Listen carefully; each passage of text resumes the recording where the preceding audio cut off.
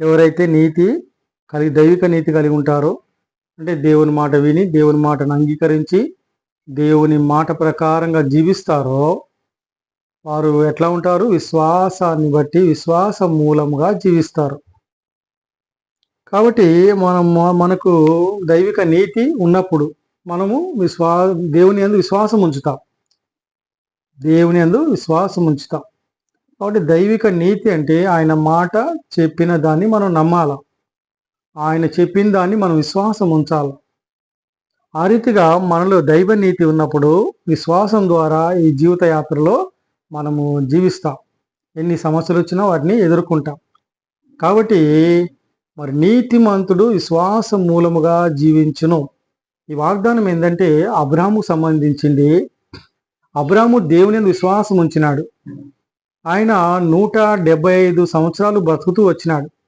ఈ 175 సంవత్సరాల జీవిత కాలంలో ఆయన విశ్వాసం ద్వారా విశ్వాసం ద్వారానే జీవిస్తూ వచ్చినాడు. ఎందుకంటే ఆయన దేవుని నమ్మినాడు. అది అతనికి నీతిగా ఎంచబడుతూ వచ్చింది. చూడండి గలతీ పత్రికలో మాట. కాబట్టి నీతి అంటే దేవుని నమ్మడం, నమ్మి ఆ ప్రకారంగా చేయడం. కాబట్టి తన జీవితంలో దేవుని నమ్మినాడు ఆయన. అంతేకాకుండా దేవుని విశ్వాసం ఉంచినాడు. మరి తన జీవితంలో ఆ విశ్వాసం ద్వారా మరి ఆయన జీవిస్తూ వచ్చినాడు. కాబట్టి ఈ యొక్క మరి గలతీ పత్రికలో చూసినట్లయితే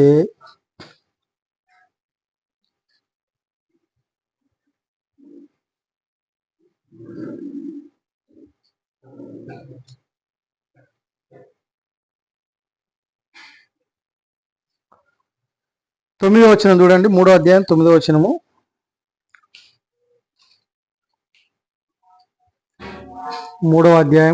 వచనము. కాబట్టి విశ్వాస సంబంధులే విశ్వాసముగల అబ్రహాముతో కూడా ఆశీర్వదింపబడును. చాలు. కాబట్టి విశ్వాస సంబంధులే అబ్రహాం ఎట్లయితే ఆశీర్వదించబడుతూ వచ్చినాడో ఆ రీతిగా విశ్వాస సంబంధులు అబ్రహాంతో కూడా దీవించబడుతూ వస్తారు. తర్వాత వచనం చూస్తున్నట్లయితే ఇదే అధ్యాయము 12వ వచనం. నీతిమంతుడు విశ్వాస మూలముగా మరి జీవించును. కాబట్టి నీతిమంతుడు మరి విశ్వాసం ద్వారా ఈ లోకములో తాను జీవిస్తాడు. విశ్వాసం ద్వారా ఈ లోకములో మరి అతడు జీవిస్తాడు. కాబట్టి అబ్రహాము కూడా తన జీవితంలో దేవుని నమ్మినాడు. అంతేకాకుండా దేవుని యందు మరి విశ్వాసం ముంచుతూ వచ్చినాడు. ఆ విశ్వాసం ద్వారా తన జీవితంలో మరి జీవితకాలం అంతా కూడా విశ్వాసం ద్వారానే అతడు జీవిస్తూ వచ్చినాడు. ఇదే మాట మరి ఆదికాండం 15లో చూసినట్లయితే, ఆదికాండము 15లో చూద్దాం. కాబట్టి మన జీవితంలో మనకేముండాలా? విశ్వాసం ఉండాలా. విశ్వాసము 6వ వచనం 15:6. అతడు యెహోవాను నమ్మెను, ఆయన అది అతనికి నీతిగా ఎంచెను. కాబట్టి అబ్రహాము తన జీవితంలో చూసినట్టు దేవుని నమ్మినాడు. అంతే, దేవుని నమ్మినాడు. అది ఆయన అతనికి నీతిగా ఎంచబడుతూ వచ్చింది. కాబట్టి దేవుని నమ్మినాడు. అబ్రహాం జీవితంలో దేవుడు చెప్పినట్టు చేస్తూ వచ్చినాడు. దేవుని నమ్మినాడు, దేవుని విశ్వాసం ఉంచినాడు, దేవుడు చెప్పినట్టు చేస్తూ వచ్చినాడు. ఆదికాండము 12వ అధ్యాయంలో చూసుకున్నట్లయితే తాను విశ్వాసము ద్వారా మరి ఎన్నో వదిలిపెడుతూ వచ్చినాడు. యెహోవా, నీవు లేచి నీ దేశము నుండియో, నీ బంధువుల యొద్ద నుండియో, నీ తండ్రి ఇంటి నుండియో బయలుదేరి నీకు చూపించు దేశమునకు వెళ్ళుము. కాబట్టి దేవుడు ఏమని చెప్తూ వచ్చినాడు అబ్రహాంకి? నీ దేశము నుండి, నీ బంధువుల యొద్ద నుండి, నీ తండ్రి ఇంటి యొద్ద నుండి బయలుదేరి నేను నీకు చూపించు దేశమునకు వెళ్ళుము. కాబట్టి అబ్రహాము మరి దేవుడు అబ్రహాముతో చెప్పిన ప్రకారం చేస్తూ వచ్చినాడు. దేవుడు ఏమని చెప్పినాడు అబ్రహాంకి? దేశము నుండి, తర్వాత బంధువుల నుండి, తండ్రి ఇంటి నుండి బయలుదేరి నేను నీకు చూపించు దేశమునకు వెళ్ళుమని చెప్తూ వచ్చినాడు. అంటే దేవుడు దేశాన్ని వదిలిపెట్టమని చెప్తూ వచ్చినాడు, బంధువుల్ని వదిలిపెట్టమని చెప్తూ వచ్చినాడు, తండ్రి ఇంటి వారిని కూడా వదిలిపెట్టమని చెప్తూ వచ్చినాడు. మరి అబ్రాహాముకి ఎంత విశ్వాసం ఉంది కనుక అతడు విశ్వాసులకు తండ్రిగా ఎంచబడుతూ వచ్చినాడు. అబ్రాహాము దేవుని నమ్మినాడు, అది అతనికి నీతిగా ఎంచబడుతూ వచ్చింది. అతడు దేవుణ్ణి నమ్మి దేశాన్ని విడిచిపెట్టినాడు, మరి బంధువుల్ని విడిచిపెట్టినాడు, తండ్రి ఇంటిని విడిచిపెట్టినాడు, దేవుడు చెప్పినట్టు చేసినాడు. అందుకని మరి ఇదే అధ్యాయంలో చూసుకున్నట్లయితే 4వ వచనంలో, ఆదికాండం 12:4లో చూసినట్లయితే, యెహోవా అతనితో చెప్పిన ప్రకారము అబ్రాహాము వెళ్ళెను. చాలు. కాబట్టి ఇది అబ్రాహాము ఏం చేస్తూ వచ్చినాడు, దేవుడు చెప్పినట్టు చేస్తూ వచ్చినాడు. అది అతనికి అంత విశ్వాసం ఉంది కనుక అతడు విశ్వాసులకు తండ్రిగా ఎంచబడుతూ వచ్చినాడు. కాబట్టి దేవుని మాట ఏంటంటే మరి నీతిమంతుడు విశ్వాస మూలముగా జీవించును. మానవ జీవితంలో మనకు విశ్వాసం ఉంటే మనము జీవితకాలం అంతా విశ్వాసం ద్వారా జీవిస్తాం. నీతిమంతుడు విశ్వాస మూలముగా జీవించును. నీతిమంతుడు విశ్వాస మూలముగా జీవిస్తాడు.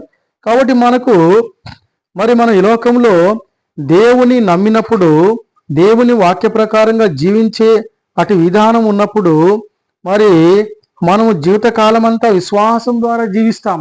మనకు విశ్వాసం ఉంటే ఈ జీవిత కాలం అంతా జీవిస్తాం. మరి అబ్రాహాము తన జీవితంలో 175 సంవత్సరాలు బతికినాడు. ఈ 175 సంవత్సరాలు విశ్వాసం ద్వారా అతడు జీవిస్తూ వచ్చినాడు. అందుకనే దేవుని వాక్యం చెప్తుంది, నీతిమంతుడు విశ్వాసం మూలముగా జీవించును. అబ్రాహాముకి దేవుని యందు ఎంతో విశ్వాసము, దేవుని నమ్మినాడు, దేవుడు చెప్పినట్టు చేస్తూ వచ్చినాడు, దేశాన్ని వదిలిపెట్టినాడు, బంధువులను వదిలిపెట్టినాడు, తండ్రి ఇంటిని వదిలిపెట్టినాడు, దేవుడు చెప్పినట్టు చేస్తూ వచ్చినాడు. అంతేకాకుండా దేవుని కొరకు నిరీక్షణ ఉంచుతూ వచ్చినాడు. దేవుడు అబ్రాహాంకి 75వ సంవత్సరంలో మరి ఆయన దర్శించి సంతానం ఇస్తా అని చెప్పినప్పుడు దాదాపు 25 సంవత్సరాలు నిరీక్షణ కలిగి ఎదురు చూస్తూ వచ్చినాడు. ఈ రీతిగా అబ్రాహాము తన జీవిత కాలం అంతా విశ్వాసము ద్వారా, విశ్వాసం మూలంగా జీవిస్తూ వచ్చినాడు. కాబట్టి మన జీవితంలో కూడా ఎలాంటి సమస్యలున్నా కూడా దేవుని నమ్మినవాడు, దేవుని మాట వినేవారు, దేవుని అనుసరించేవారు వారి జీవితంలో విశ్వాసము ద్వారా వారు జీవిస్తారు. మన జీవితంలో కూడా దేవుని నమ్మినాము మనం కూడా దేవుని మాట ప్రకారంగా, వాక్య ప్రకారంగా, మరి దేవుని విధి ప్రకారంగా మనం నడిచినప్పుడు ఈ లోకములో మనకు కావాల్సింది ఏంటంటే మనకు విశ్వాసం ఉంటే ఈ జీవిత కాలం అంతా కూడా విశ్వాసాన్ని బట్టి మనం జీవిస్తాం. అబ్రాహాము తన జీవితం అంతా కూడా తాను విశ్వాసాన్ని బట్టి జీవిస్తూ వచ్చినాడు. కాబట్టి అతడు విశ్వాసులకు తండ్రిగా ఎంచబడుతూ వచ్చినాడు. అయితే అబ్రాహాము జీవితంలో చూసుకున్నట్లయితే మరి అతని జీవితంలో మొట్టమొదటిగా అతని గురించి ఏంటంటే అతడు దేవుని నమ్మిన వ్యక్తిగా ఉన్నాడు. రెండవది చూసుకున్నట్లయితే అతడు దేవుని విశ్వాసం ఉంచి మరి తాను ఏదైతే దేశాన్ని, బంధువుల్ని, తండ్రి ఇంటి వారిని వదిలిపెట్టినాడు. దేవుని అంత విశ్వాసం, దేవుడు చూపించే దేశానికి వెళ్ళమంటే ఆ రీతి వెళ్తూ వచ్చినాడు. కాబట్టి అబ్రాహాము తన జీవితంలో మొట్టమొదటిగా దేవుని నమ్మినవాడుగా ఉన్నాడు. రెండవది దేవుని విశ్వాసం ఉంచిన వాడుగా ఉన్నాడు.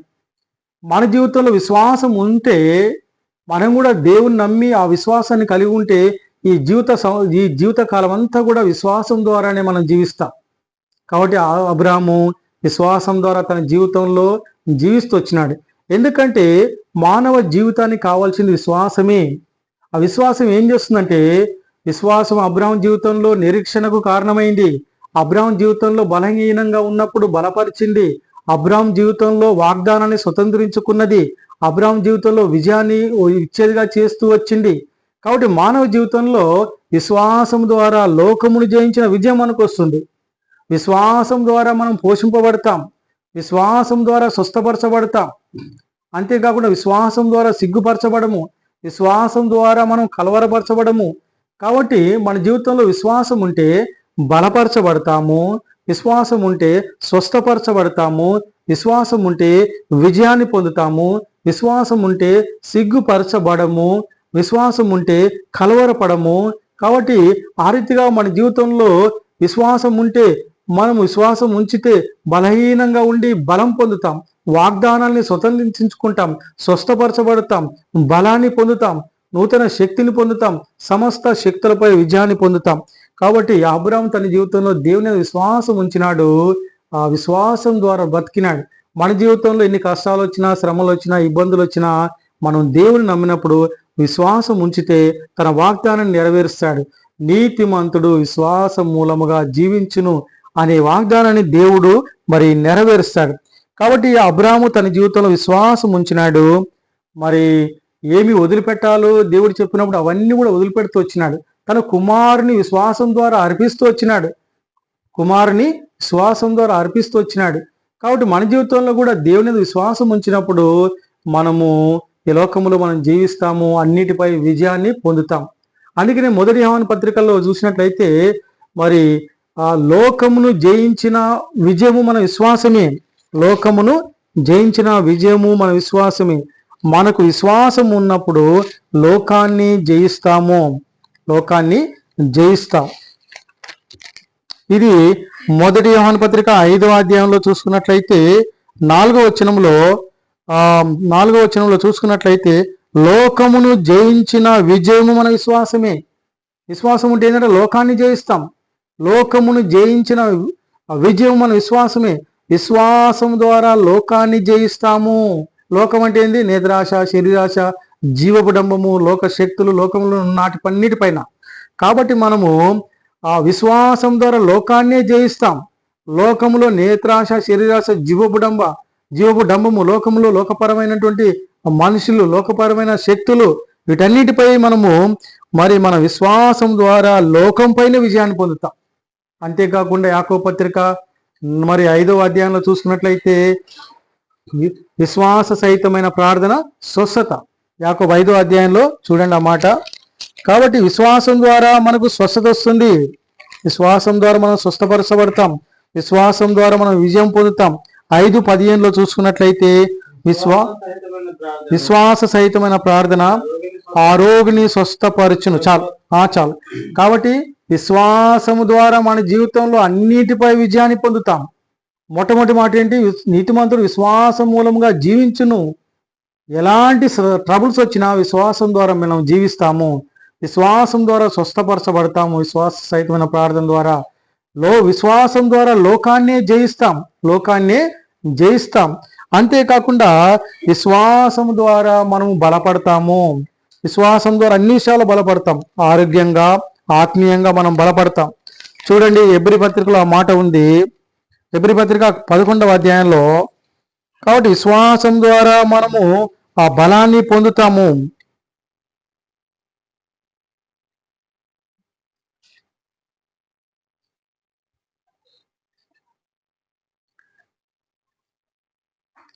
హెబ్రీ పత్రిక మరి 11వ అధ్యాయంలో చూసుకున్నట్లయితే 14 వచనం చదవండి. 34 వచనం. అగ్ని బలమును చల్లార్చిరి, ఖడ్గదారును తప్పించుకొనిరి, బలహీనులుగా ఉండి బలపరచబడిరి. కాబట్టి విశ్వాసములో ఏంటంటే బలహీనులుగా ఉండి బలపరచబడిరి. మనం ఆర్థికంగా బలహీనంగా ఉన్నా, తర్వాత మరి ఆరోగ్యంగా బలహీనంగా ఉన్నా, మరి ఏ రీతిగా మనం బలహీనంగా ఉన్నా కూడా విశ్వాసము ద్వారా మనం బలపరచబడతాము. కాబట్టి ఇక్కడ చూసినట్లయితే వారు బలహీనులుగా ఉండి బలపరచబడిరి. మనము ఎంత బలహీనమైన దేవుడు మనల్ని బలపరుస్తాడు కేవలం విశ్వాసం ద్వారా. నీతిమంతుడు విశ్వాస మూలంగా జీవిస్తాడు. విశ్వాస సహితమైన ప్రార్థన స్వస్థత. అంతేకాకుండా లోకమును జయించిన విజయము మన విశ్వాసమే. అంతేకాకుండా దేవుని మాట ఏంటంటే మరి ఆయన యందు విశ్వాసం ఉంచువాడు సిగ్గుపరచబడడు. మన జీవితంలో దేవుని విశ్వాసం ఉంచినప్పుడు దేవుడు మనల్ని సిగ్గుపరచబడనీయడు. రోమపత్రిక 9వ అధ్యాయంలో ఉంది ఈ మాట. 10వ అధ్యాయంలో 9:33లో చూసుకున్నట్లయితే చివరి సెంటెన్స్ లో ఆయన యందు విశ్వాసం ఉంచువాడు సిగ్గుపరచబడడు. మనం ఏ విషయంలో అయితే విశ్వాసం ఉంచుతామో మనల్ని దేవుడు సిగ్గుపరచబడనీయడు. రోమ 9:33లో ఆయన యందు విశ్వాసం ఉంచువాడు సిగ్గుపరచబడడు. రోమా 10లో చూసుకున్నట్లయితే మరి 10లో కూడా ఇదే మాట ఉంది. 10:11 రోమా 10 ఏలైనగా నీతి కలుగునట్లు మనుషుడు హృదయంలో విశ్వసించెను, ఆ రక్షణ కలుగునట్టు నోటి తప్పుకొనెను. 10:11 చూసుకున్నట్లయితే అనగా ఏమనగా ఆయన ఆయన విశ్వాసముంచు వాడెవడును సిగ్గుపడడానికి సిగ్గుపడుడని లేఖనము చెప్పుచున్నది. చాలు. కాబట్టి ఆయన విశ్వాసముంచు వాడు సిగ్గుపరచబడు, ఆయన విశ్వాసముంచు వాడెవడును సిగ్గుపరచబడు. కాబట్టి మన దేవుడు ఆయన విశ్వాసం ఉంచినప్పుడు సిగ్గుపరచబడనీయడు.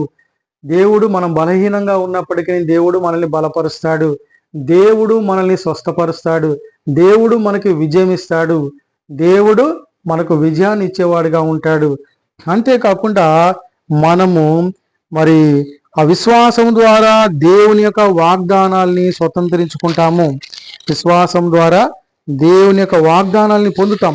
అబ్రాహాము తన జీవితంలో విశ్వాసం ద్వారా ఆయన వాగ్దానాన్ని పొందినవాడుగా ఉన్నాడు. రోమపత్రిక 4వ అధ్యాయంలో చూసుకున్నట్లయితే 20వ వచనంలో అవిశ్వాసం వలన దేవుని వాగ్దానమును గూర్చి సందేహింపక దేవుని మహిమపరిచి ఆయన వాగ్దానము చేసిన దానిని నెరవేర్చుటకు సమర్థుడని రూఢిగా విశ్వసించి విశ్వాసం వలన బలము పొందెను. కాబట్టి దేవుడు వాగ్దానం చేసిన వాడు రూఢిగా దాన్ని నెరవేరుస్తాడు. ఏదైతే వాగ్దానం ఉందో బైబిల్లో ఆ వాగ్దానాన్ని నెరవేర్చిన వాడు రూఢిగా దాన్ని నెరవేరుస్తాడు అని అబ్రాహాము శారాలు వారు బలహీనులుగా ఉండి బలపరచబడుతూ వచ్చినారు. అంతేకాకుండా వారు వాగ్దానాల్ని మరి సొంతం చేసుకుంటూ వచ్చినారు. అంతేకాకుండా 17వ వచనంలో చూసుకున్నట్లయితే ఆయన మృతులను సజీవులుగా చేయవాడు. మన విశ్వాసం ద్వారా ఏంటట ఆ రీతిగా అబ్రాహాము శారాలు దేవుని విశ్వాసం ఉంచినారు. తాను విశ్వసించిన దేవుని ఎదుట ఆయన మృతులను సజీవులనుగా చేయవాడును, లేని వాటిని ఉన్నట్టుగానే పిలుచువాడునైన దేవుని ఎదుట అతడు మనకందరికీ తండ్రి అయి ఉన్నాడు. కాబట్టి ఈ లోకంలో మనము దేవుని యందు విశ్వాసం ఉంచినప్పుడు దేవుడు ఏం చేస్తాడు, మరి నీతిమంతుడు విశ్వాసం మూలముగా జీవించును. ఈ లోకములో మనము విశ్వాసం ద్వారా జీవిస్తాము. అబ్రాహాము తన జీవితంలో వచ్చిన సమస్యలన్నిటిపై ఆ విశ్వాసం ద్వారా విజయాన్ని పొందుతూ వచ్చినాడు. అబ్రాహాము జీవితంలో చూసుకున్నట్లయితే ప్రాముఖ్యంగా అబ్రాహాము తన జీవితంలో మొట్టమొదటిగా దేవుని యందు విశ్వాసం ఉంచిన వాడుగా ఉన్నాడు. అంతేకాకుండా అబ్రాహాము తన జీవితంలో మరి లోతు కుటుంబాన్ని శత్రువులు దోచుకొని పోయినప్పుడు, బానిసలుగా పట్టుకున్నప్పుడు మరి వారి కొరకు యుద్ధం చేసి తన లోతు కుటుంబాన్ని, ఆస్తిని, ప్రజల్ని విడిపించుకున్న వాడుగా ఉన్నాడు. తర్వాత అబ్రాహాము తన జీవితంలో మరి దేవుని భాగాన్ని దేవునికి ఇచ్చిన వాడుగా ఉన్నాడు. అంతేకాకుండా అబ్రాహాము తన జీవితంలో తాను ఆతిథ్యం ఇచ్చిన వాడుగా ఉన్నాడు. అంతేకాకుండా అబ్రాహాము తన జీవితంలో దేవుని యందు భయభక్తులు కలిగిన వాడుగా ఉన్నాడు. అబ్రాహాము తన జీవితంలో తన కుమారుడైన ఇస్సాకును దేవునికి సమర్పించిన వాడుగా ఉన్నాడు. అబ్రాహాము తన జీవితంలో చూసుకున్నట్లయితే మరి ఆయన తన జీవితంలో సోదోమ గోమొర్ర ప్రజల పట్ల భారము కలిగి ప్రార్థించిన వాడుగా ఉన్నాడు. సోదోమ గోమొర్రాలో ఉన్నటువంటి ప్రజల పట్ల, లోతు కుటుంబం పట్ల ప్రార్థించి వారిని కాపాడుకున్న వాడుగా ఉన్నాడు. అంతేకాకుండా మరి శత్రువు రాజు తన భార్యను మరి తీసుకొని పోయినప్పుడు మరి ఆ రాజు గురించి కూడా ప్రార్థన చేసినాడు. దేవుడు వాళ్ళ కుటుంబంలో వారి గర్భాలను మూసినప్పుడు వారి గురించి మరి శత్రువుల గురించి కూడా, ఆ రాజు గురించి కూడా ప్రార్థన చేసిన వాడుగా ఉన్నాడు. ఈ రీతిగా అబ్రాహాము తన జీవితంలో దేవుని యందు భయభక్తులు కలిగిన వాడుగా ఉన్నాడు, దేవుని యందు విశ్వాసం ఉంచిన వాడుగా ఉన్నాడు, యుద్ధం చేసి తన వారిని కాపాడుకున్న వాడుగా ఉన్నాడు, సోదొమ గోమొర్ర పట్టణం ఉన్న ప్రజల కొరకు ప్రార్థించిన వాడుగా ఉన్నాడు, దేవుని యందు భయభక్తులు కలిగిన వాడుగా ఉన్నాడు, తన కుమారుని సమర్పించిన వాడుగా ఉన్నాడు. అంతేకాకుండా దేవునికి ఆతిథ్యం ఇచ్చిన వాడుగా ఉన్నాడు, దశమ భాగాన్ని ఇచ్చిన వాడుగా ఉన్నాడు. అంతేకాకుండా అబ్రాహాము అతని జీవితంలో ప్రాముఖ్యమైన అంశం ఏంటంటే పునాదులు గల పట్టణం కొరకు ఎదురు చూసిన వాడుగా ఉన్నాడు. అబ్రాహాము ఈ లోకంలో అన్ని విషయాల్లో దీవెన పొందుతూ వచ్చినాడు. కానీ అతడు ఎదురు చూసిన దేని కొరకంటే పునాదులు గల పట్టణం కొరకు ఎదురు చూస్తూ వచ్చినాడు. కాబట్టి ఆదికాండం హెబ్రీ పత్రిక 11వ అధ్యాయంలో చూసుకున్నట్లయితే మరి ఆయన 10వ వచనములో ఏలయనగా దేవుడు దేనికి శిల్పియు నిర్మాణకుడై ఉన్నాడు, పునాదులు గల ఆ పట్టణం కొరకు అబ్రాము ఎదురు చూచుచుండెను. అబ్రాము దేని కొరకు ఎదురు చూస్తా ఉన్నాడు? ఈ లోకము అది శాశ్వతము కాదు. ఈ లోకంలో ఉన్న తాను సంపాదించుకున్న వాటి వైపు చూడట్లేడు. ఈ లోకంలో ఉన్న బంధువుల పట్ల చూడట్లేడు. ఈ లోకంలో ఉన్న ఆస్తుల పట్ల చూడట్లేడు. కానీ మరి ఆయన యెరూషలేము కొరకు చూస్తా ఉన్నాడు. నూతన యెరూషలేము కొరకు చూస్తా ఉన్నాడు. దేవుడు దేనికి శిల్పియు నిర్మాణకుడై ఉన్నాడో, పునాదులు గల ఆ పట్టణం కొరకు అబ్రాము ఎదురు చూచుచుండెను. అబ్రాము ఏంటంట? పరలోకం కొరకు, నూతన యెరూషలేము కొరకు ఎదురు చూసిన వాడుగా ఉన్నాడు. అంతేకాకుండా ఇదే అధ్యాయం 11వ వచనంలో చూసుకున్నట్లయితే, విశ్వాసమును బట్టి శారాయు వాగ్దానం చేసిన వాడు నమ్మదగిన వాడని ఎంచుకొనెను. కాబట్టి శారా కూడా ఆయన విశ్వాసం ఉంచిన వ్యక్తిగా ఉంటూ వచ్చింది. కాబట్టి అబ్రాము తన జీవితంలో దేని కొరకు అంటే పునాదులు గల పట్టణం కొరకు ఎదురు చూసిన వాడుగా ఉంటూ వచ్చినాడు. కాబట్టి నీతిమంతుడు విశ్వాస మూలముగా జీవించును. అబ్రాము తన జీవితంలో 175 సంవత్సరాలు విశ్వాసం ద్వారా జీవిస్తూ వచ్చినాడు. మన జీవితంలో కూడా దేవుని నీతి ఉన్నప్పుడు, దేవుని మనం నమ్మినప్పుడు, దేవుని నీతి మనలో ఉన్నప్పుడు విశ్వాసం ద్వారా మనం జీవిస్తాం. దేవుని నీతి మనలో ఉండాలి, మన స్వనీతి మనలో ఉండకూడదు. దేవుని నీతి ఉన్నప్పుడు ఈ లోకంలో బలహీనంగా ఉంటే బలపరచబడతాం, ఈ లోకంలో అనారోగ్యంతో ఉంటే స్వస్థపరచబడతాం, ఈ లోకంలో ఓటమి ఉంటే విజయాన్ని పొందుతాం, వాగ్దానాన్ని స్వతంత్రించుకుంటాం. ఆయన మనల్ని సిగ్గుపరచబడనీయడు. విశ్వాసం ద్వారా మనకు లోకంలో ఉన్న వాటన్నిటిపై విజయాన్ని ఇస్తాడు. కాబట్టి మనకు మానవ జీవితంలో మనకు కావాల్సింది ఏంటంటే విశ్వాసం ఉండాలా. అబ్రాము విశ్వాసం ఉంచి ఆయన తన జీవితంలో విజయాన్ని పొందుతూ వచ్చినాడు. అబ్రాము యొక్క యాత్రా జీవితంలో చూసుకున్నట్లయితే ఆయన మరి హారాను నుంచి, మెసొపొటేమియాలో నుంచి ఆయన యెరూషలేముకి వచ్చినాడు. యెరూషలేంకి కానానుకు వచ్చినాడు. కానానులో కరువు వచ్చినప్పుడు ఐగుప్తుకి వెళ్తూ వచ్చినాడు. ఐగుప్తు నుంచి పాలస్తీనాకు వచ్చినాడు. పాలస్తీనా నుంచి మళ్ళీ యెరూషలేముకి వచ్చినాడు. ఆయన 3 దేశాలు తిరిగినాడు విశ్వాసాన్ని బట్టి.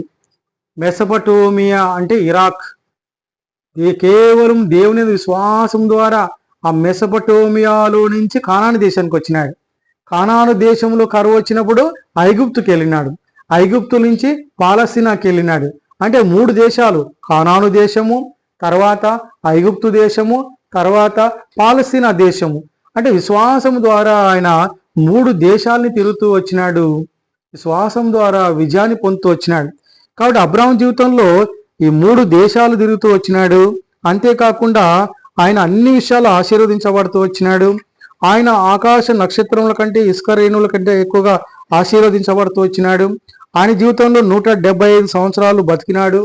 175 సంవత్సరాలు బతుకుతూ వచ్చినాడు. కాబట్టి ఆయన జీవితంలో ఇవన్నిటి కారణం ఏంటంటే అబ్రాహాము అన్ని విషయాలు ఆశీర్వదించబడుతూ వచ్చినాడు. అబ్రాహాము బలహీనంగా ఉండి బలపరచబడుతూ వచ్చినాడు. అబ్రాహాము విజయాన్ని పొందుతూ వచ్చినాడు.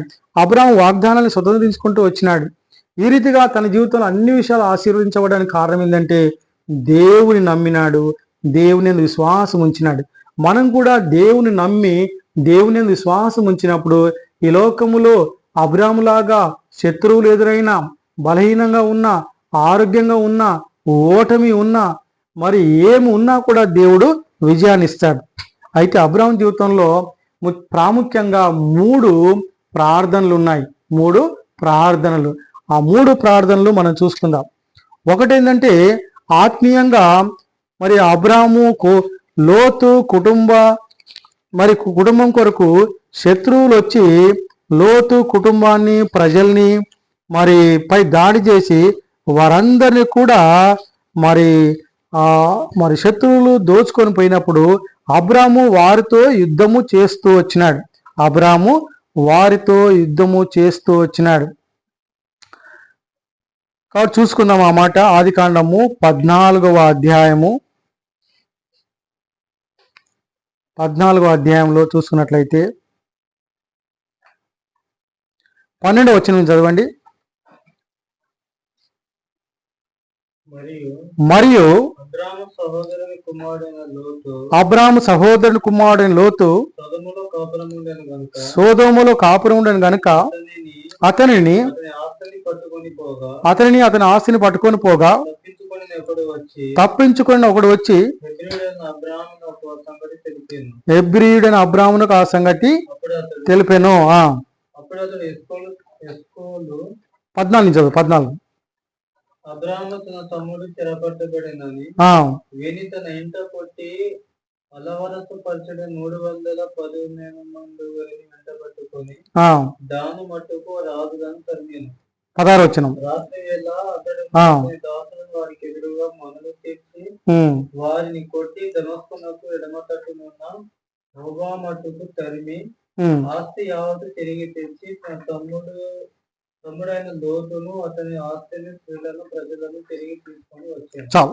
కాబట్టి శత్రువులు లోతు కుటుంబాన్ని అంతేకాకుండా మరి ఆ స్త్రీలను ప్రజలను మరి దోపుడు సొమ్ముగా తీసుకొని పోయినప్పుడు అబ్రాము ఏం చేస్తూ వచ్చినాడంటే తన దగ్గర ఉన్నటువంటి 318 మందిని వెంట పెట్టుకొని పోయి యుద్ధం చేస్తూ వచ్చినాడు. తన దగ్గర ఉన్నటువంటి 318 మందిని తీసుకొని పోయి యుద్ధం చేసి ఆ రాజులను ఓడించి ఆ సంపదనంతా కూడా తీసుకొని వచ్చినాడు. 16వ వచనంలో ఆస్తి యావత్తు తిరిగి తెచ్చి తన తమ్ముడైన లోతును అతని ఆస్తిని స్త్రీలను పిల్లలను తిరిగి తీసుకొని వచ్చను. ఏదైతే శత్రు రాజులు వీటిని తీసుకొని పోతూ వచ్చినారో అబ్రాహాము యుద్ధము చేసి 318 మందితోటి మరి కలిసి వారితో కలిసి శత్రువులను ఓడించి ఆస్తిని తీసుకొని వచ్చినాడు, లోతును తీసుకొని వచ్చినాడు, అతని ఆస్తిని తీసుకొని వచ్చినాడు, స్త్రీలని ప్రజల్ని మరి వారందరినీ కూడా తీసుకొని వచ్చినాడు. అంటే యుద్ధములో దొంగలించబడిన లేదా బానిసలుగా చిక్కిన చెరలో ఉన్నటువంటి వీరిని రక్షించుకున్నాడు. దీని యొక్క ఆత్మీయ అర్థం ఏంటంటే ఈ లోకములో అపవాది చెరలో ఉన్న వారి కొరకు మనం ఆత్మీయ యుద్ధము చేసి మనం సంపాదించుకోవాలా. లోకము అపవాది యొక్క ఆధీనంలో ఉంది కాబట్టి ప్రజలందరూ కూడా మరి లోకాధికారి ఆధీనంలో ఉన్నారు, బానిసలుగా ఉన్నారు. తాగడము, తినడము, దొంగతనము, తర్వాత కక్షలు, ఈర్ష, అసూయ ఇలాంటివి ఎన్నో ఉన్నాయి. కాబట్టి లోకములో ఉన్నవారందరూ కూడా అపవాది ఆధీనంలో చెరలో ఉన్నారు.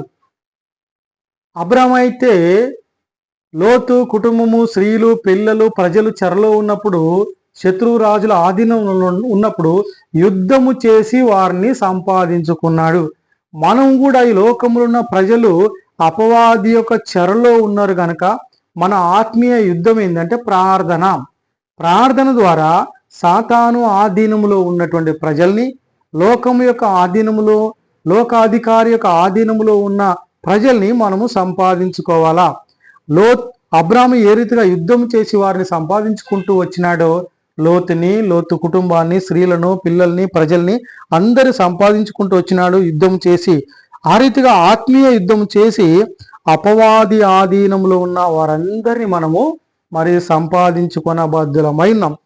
ఆ రీతిగా అతడు సంపాదించుకున్నాడు, మనం కూడా మరి సంపాదించుకోవాలా.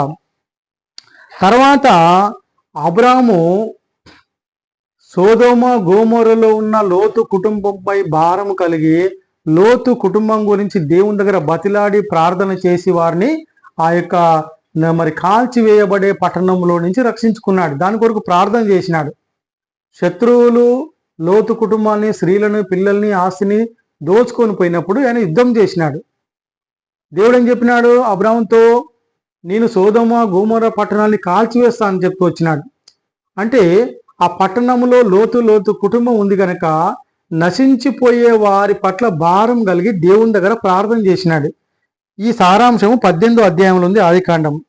కాబట్టి అబ్రాహాము ప్రార్థన చేసినాడు లోతు కుటుంబం గురించి. అది నశించిపోయే కుటుంబము, నశించిపోయే పట్టణము. సోదొమ గోమోర పట్టణాలు నశించిపోవడానికి సిద్ధంగా ఉన్నాయి, కాల్చివేయబడడానికి సిద్ధంగా ఉన్నాయి. అదే రీతిగా ఈ లోకము కాల్చివేయబడడానికి సిద్ధంగా ఉంది. ఒక దినాన దేవుడి లోకాన్ని కాల్చివేస్తాడు, లోకములో ఉన్న సమస్తాన్ని కాల్చివేస్తాడు. ఈ అబ్రాహాముకి ఏ రీతిగా సోదోమ గోమోర పట్టణాలు, నశించిపోయే పట్టణాల పట్ల, కాలిపోయే పట్టణాల పట్ల ఎంత భారం కలిగి ప్రార్థన చేసి లోతు కుటుంబాన్ని రక్షించుకున్నాడో ఆ రీతిగా నశించిపోయే ఈ పట్టణములో, ఈ లోకమనే పట్టణములో ఉన్న ప్రజల కొరకు మనం కూడా భారం కలిగి ప్రార్థన చేసి వారిని మనము ఆ యొక్క అగ్ని నుంచి, కాలిపోయే స్థితిలో నుంచి, నాశనంలో నుంచి రక్షించుకోవాలా. ఇక్కడ అబ్రాహాము ప్రార్థన చేసినాడు దేవునికి. ఏమని ప్రార్థన చేసినాడంటే, దేవా ఆ పట్టణములో 50 మంది నీతిమంతులుంటే మరి వారిని కాపాడవా అన్నాడు. తర్వాత ఏమన్నాడు, వారిలో 5 తక్కువైతే కాపాడవా అన్నాడు. తర్వాత అక్కడ 40 మంది ఉంటే కాపాడవా అన్నాడు. అక్కడ 30 మంది ఉంటే కాపాడవా అన్నాడు. అక్కడ 20 మంది ఉంటే కాపాడవా అన్నాడు. అక్కడ 10 మంది ఉంటే కాపాడవా అన్నాడు. ఈ రీతిగా దేవుణ్ణి మాటి మాటికి బతిమలాడుకున్నాడు. దేవా 50 మంది ఆ పట్టణంలో ఉంటే, నీతిమంతులు ఉంటే కాపాడవా, 5 తక్కువైతే కాపాడవా, అంతేకాకుండా 40 మంది ఉంటే కాపాడవా, 30 మంది ఉంటే కాపాడవా, 20 మంది ఉంటే కాపాడవా, 10 మంది ఉంటే కాపాడవా అని మరి ఆ రీతిగా ప్రార్థన చేసి మరి దేవుని ద్వారా దేవుని దగ్గర ప్రార్థన చేసి ఆయన ఆ నాశనకర పరిస్థితిలో నుంచి మరి వారందరినీ కూడా మరి రక్షించుకున్నాడు. అక్కడ దేవుణ్ణి మాట్లాడుతూ వచ్చినాడు, బతిమలాడుతూ వచ్చినాడు. 27వ వచనంలో చూసుకున్నట్లయితే, అందుకు అబ్రహాము, ఎదుగో ధూళియు బూర్దయునైన నేను ప్రభుతో మాట్లాడ తెగించుచున్నాను. ఆ పట్టణంలో ఉన్న లోతు కుటుంబాన్ని కాపాడడానికి తాను ఏమని సంబోధించుకున్నాడంటే, మరి ఇదిగో మరి ధూళియు బూర్దయునైన నేను ప్రభుతో మాట్లాడ తెగించుచున్నాను. 50 మంది నీతిమంతులలో ఒకవేళ 5 తక్కువైతే మరి 5 తక్కువైనందున ఆ పట్టణమంతా నాశనం చేయదు అని దేవుని అడుగుతూ వచ్చినాడు. అక్కడ 45 కనపడిన ఎడల దేవుడు ఏమన్నాడు, నాశనం చేయనన్నాడు. తర్వాత అబ్రాహాము మాట్లాడుతూ అక్కడ 40 మందియే కనపడుదురేమో అన్నాడు. ఆ 40 మందిని బట్టి ఆ పట్టణాన్ని కాపాడవంటూ వచ్చినాడు. మళ్ళా ప్రభు కోపపడిన ఎడల మాట్లాడదును, ఒకవేళ అక్కడ 30 మందియే కనపడుదురేమో అంటూ వచ్చినాడు. ఆ 30 మందిని బట్టి దేవుడు మరి కాపాడుతా, నాశనం చేయనన్నాడు. తర్వాత ప్రభుతో మాట్లాడ తెగించి తిని, ఒకవేళ అక్కడ 20 మంది ఉంటే కనపడుదురేమో అని అన్నప్పుడు ఆ 20 మందిని బట్టి నాశనం చేయనన్నాడు. ఒకవేళ ప్రభు కోపపడిన ఎడల ఇంకొక మారు మాట్లాడేదను, ఒకవేళ అక్కడ 10 మంది కనపడుదురేమో అని చెప్తూ వచ్చినాడు. ఆ 10 మందిని బట్టి మరి దేవుడు నాశనం చేయనని చెప్తూ వచ్చినాడు. ఈ రీతిగా ప్రభు దగ్గర బతిమలాడి ధూళినని బతిలాడుతూ వచ్చి, ప్రభు కోపపడిన ఇంకొక మారు మాట్లాడదని చెప్తూ వచ్చి, ఆ రీతిగా అక్కడ ఉన్న ప్రజల పట్ల భారం కలిగి, లోతు కుటుంబం పట్ల భారం కలిగి ప్రార్థన చేస్తూ వారిని మరి కాపాడుకుంటూ వచ్చినాడు. తర్వాత మరొక సందర్భంలో చూసుకున్నట్లయితే, మరి అబీమెలెకు గురించి మరి ప్రార్థన చేస్తూ వచ్చినాడు. అబీమెలెకు గురించి ప్రార్థన చేస్తూ వచ్చినాడు. దేవుడు ఏం చేస్తూ వచ్చినాడంటే, అబీమెలెకు ఇంట్లో ఉన్నటువంటి వారి యొక్క గర్భాలన్నీ కూడా మూసివేస్తూ వచ్చినాడు. దేవుడు మూసివేస్తూ వచ్చినాడు. అయితే అబ్రాహాము ప్రార్థన చేస్తూ వచ్చినాడు. చదవండి ఆదికాండం 20:2 వచనం నుంచి. అప్పుడు అబ్రాహాము తన భార్యను శారాను గురించి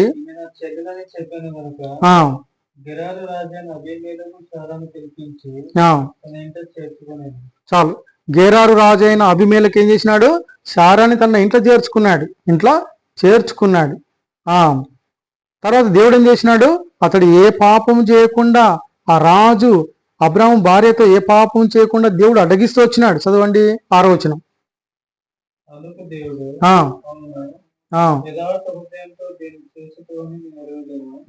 మరియు నీవు నాకు విరోధముగా పాపం చేయకుండా నేను అడ్డగించి తిని, అందుకే నేను నిన్ను ఆమెను ముట్టనీయలేదు. కాబట్టి మనుషుని భార్యను తిరిగి అతను అప్పగించును, అతడు ప్రవక్త, అతడు నీ కొరకు ప్రార్థన చేయును, నీ బ్రతుకుదు.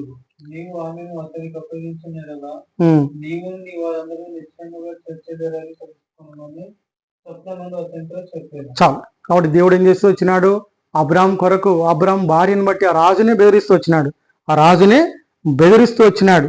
కాబట్టి మరి దేవుడు చెప్పిన మాట అంటే, కాబట్టి ఆ మనుషుని భార్యను తిరిగి అతనికి అప్పగించుము, అతడు ప్రవక్త, అతడు నీ కొరకు ప్రార్థన చేయను, నీవు బ్రతుకుదువు, నీవు ఆమెను అతనికి అప్పగించని ఎడల నీవును నీ వారందరూ నిశ్చయముగా చచ్చెదరని తెలుసుకొనుమని అతనితో చెప్తూ వచ్చినాడు.